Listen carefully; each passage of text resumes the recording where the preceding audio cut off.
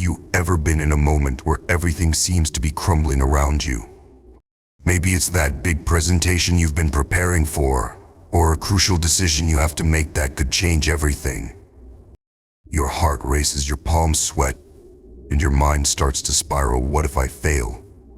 What if I can't handle it? We've all been there, in those high-pressure moments where fear can take over. But here's the thing, fear doesn't have to be your enemy. In fact, fear can be the very thing that drives you forward. I'll never forget one of the most nerve-wracking moments of my life.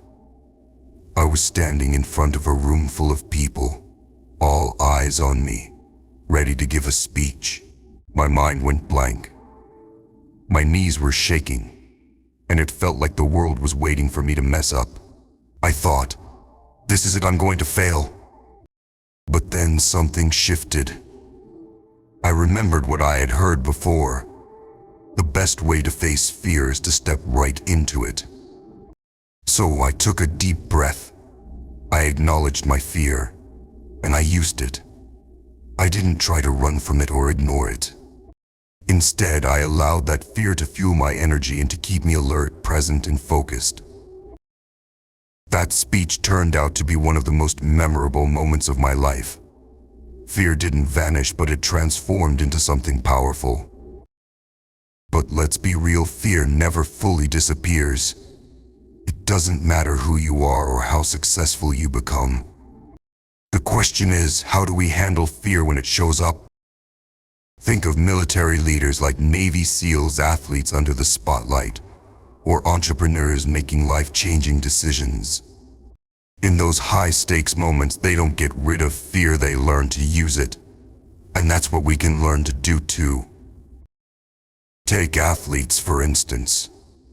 Michael Jordan, the man who lived under the constant pressure of championship games, wasn't fearless because he never felt fear. He was fearless because, when the stakes were highest, he chose to act despite it. The Apollo 13 mission is a great case study. When an oxygen tank exploded, the astronauts and their team on the ground had to think quickly, despite the imminent threat to their lives. Their ability to remain calm and focused on the problem at hand saved them. President John F. Kennedy and his advisors were faced with the possibility of nuclear war. They had to act decisively and without panic, making the right call to avoid disaster. And look at leaders like Jeff Bezos or Elon Musk. They make decisions that could change the course of their companies and the world in an instant. In those high-pressure moments, they don't freeze. They know how to channel that fear into clear, focused action. So what's their secret? Mental toughness. They train their minds to keep calm and focus when the world feels like it's falling apart. And here's something even science agrees with. Our brains react to stress in a way that can either paralyze us or propel us forward. When we feel fear, our bodies go into fight or flight mode. But research from the University of California shows that when we reframe fear as excitement, we perform better under pressure. It's not about fighting fear, it's about transforming it into something useful. The key to fearlessness is in how we perceive fear. And when we learn to channel it, we not only perform better, we feel better. Fearless people don't avoid stress. Next time you face a high-pressure situation, remember this. Fear is not your enemy.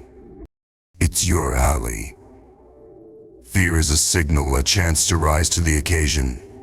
When you embrace it, rather than run from it, you unlock the power to do things you never thought possible. It's not about eliminating fear, it's about how you use it. Fear doesn't have to control you. You can control how fear influences you. The truth is, fear is always going to be there. But your response to it, your ability to stay calm and focused under pressure, is what will determine your success. So embrace it, face it, and let it guide you to your greatest performance. Because when you learn how to be fearless under high-pressure situations, There's nothing you can't achieve.